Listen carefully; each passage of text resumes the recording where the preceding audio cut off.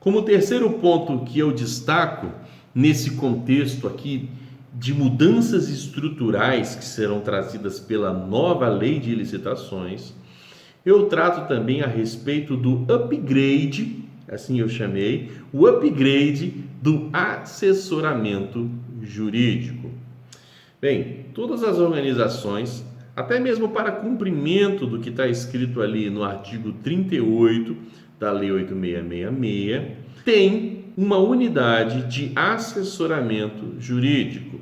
Algumas chamam de assessoria jurídica, outros chamam de órgão jurídico, enfim, são diversos os nomes, mas todas certamente têm aquela unidade responsável por analisar e aprovar os editais, as minutas de contrato, enfim, a exigência que já consta hoje na lei de licitações. Mas o que acontece é que a nova lei de licitações, ela vai efetivamente dar esse upgrade no assessoramento jurídico, certo?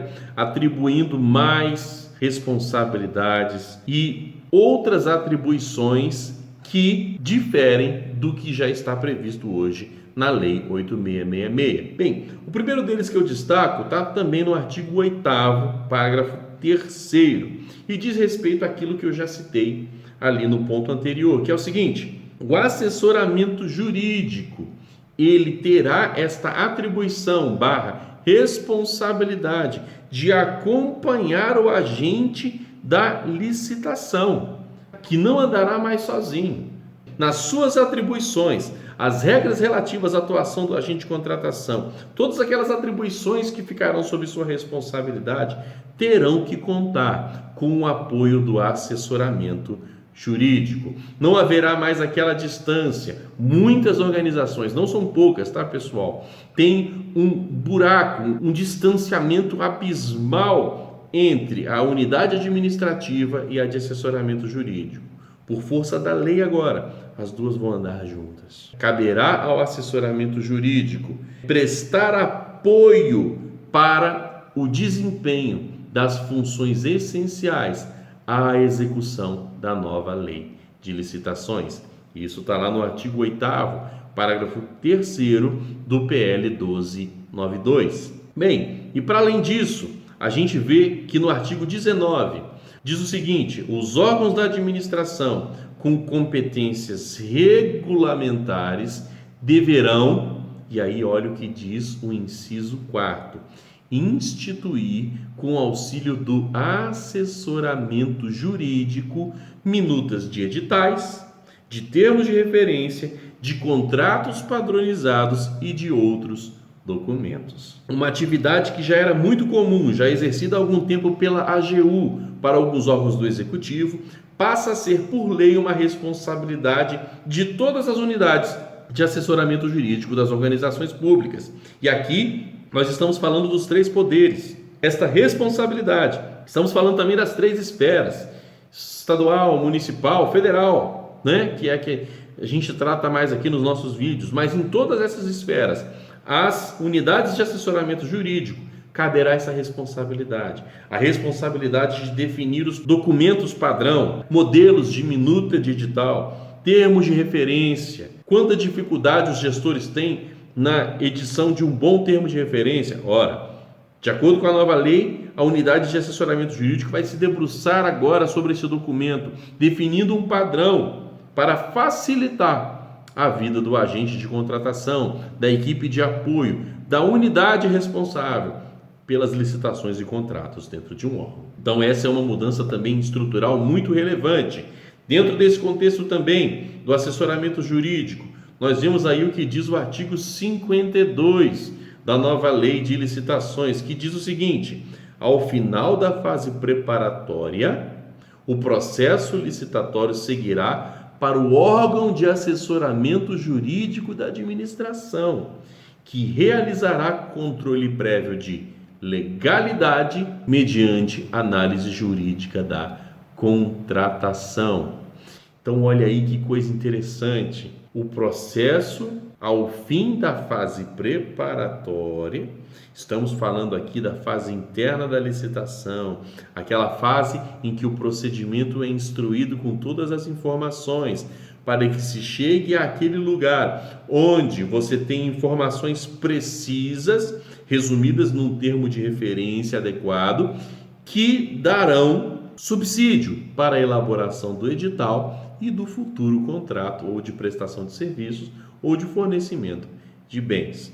Ao cabo dessa fase preparatória anterior ao certame licitatório, caberá à assessoria jurídica verificar previamente a legalidade.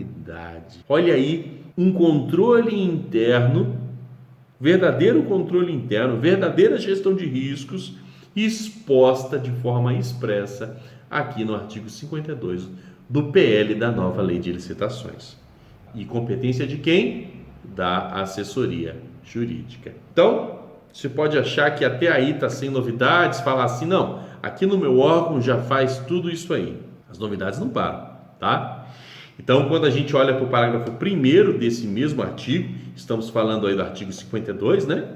O parágrafo 1º diz que na elaboração do parecer jurídico, o órgão de assessoramento jurídico da administração deverá, inciso 2º, redigir sua manifestação em linguagem simples e compreensível e de forma clara e objetiva, com apreciação de todos os elementos indispensáveis à contratação e com exposição dos pressupostos de fato e de direito levados em consideração na análise jurídica.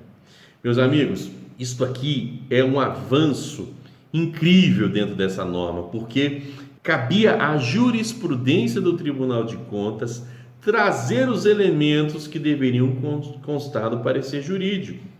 Porque como a atual Lei de Licitações, ela tinha no seu artigo 38 uma definição muito genérica da análise que tinha que ser feita, você tinha todo tipo de parecer jurídico correndo por aí. Eu cheguei a ver um órgão que emitia parecer jurídico dando um carimbo no alto da minuta digital, na época do processo físico, né? Mas veja, você tinha uma compreensão tão ampla que até um carimbo era possível como parecer jurídico, como atesto da unidade jurídica. E coube à jurisprudência, durante muito tempo, dizer o que seria um parecer jurídico de verdade, quais informações deveriam constar de um parecer jurídico no contexto da licitação pública.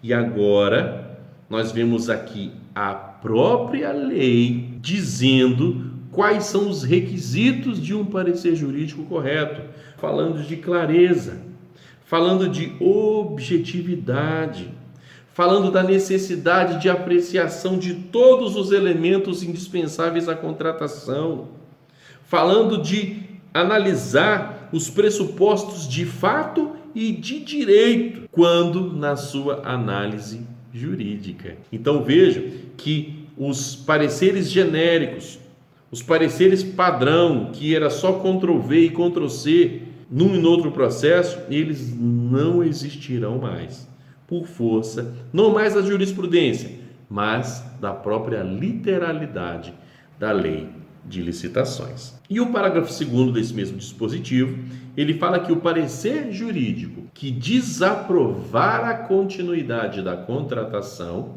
no todo ou em parte, poderá ser motivadamente rejeitado pela autoridade máxima do órgão ou entidade, hipótese em que esta autoridade passará a responder pessoal e exclusivamente pelas irregularidades.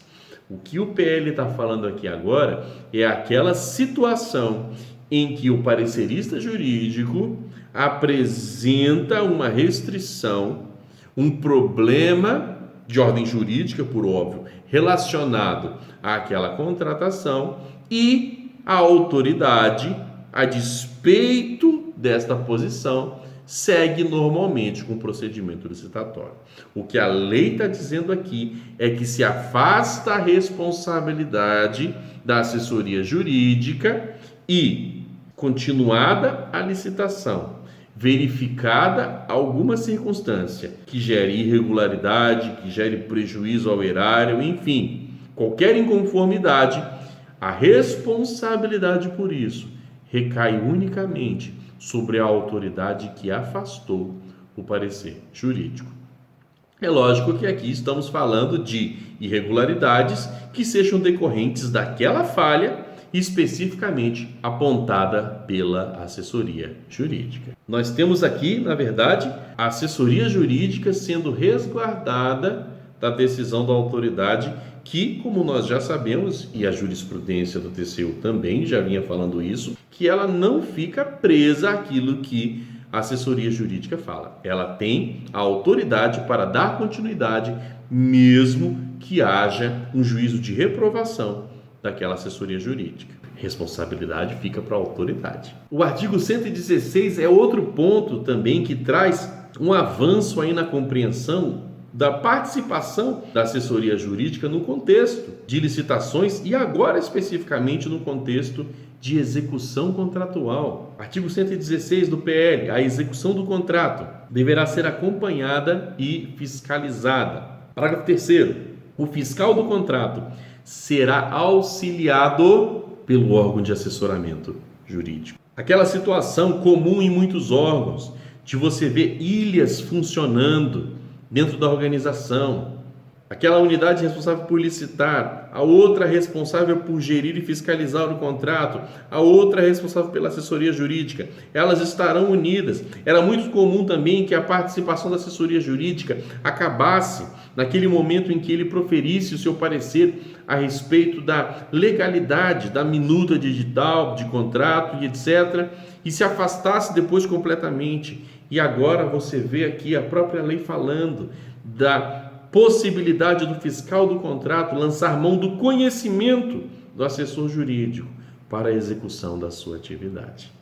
Esta atrelação, a forma como as unidades funcionarão de forma conjunta para o bem público, ela certamente contribuirá para a eficiência dentro do contexto da gestão pública.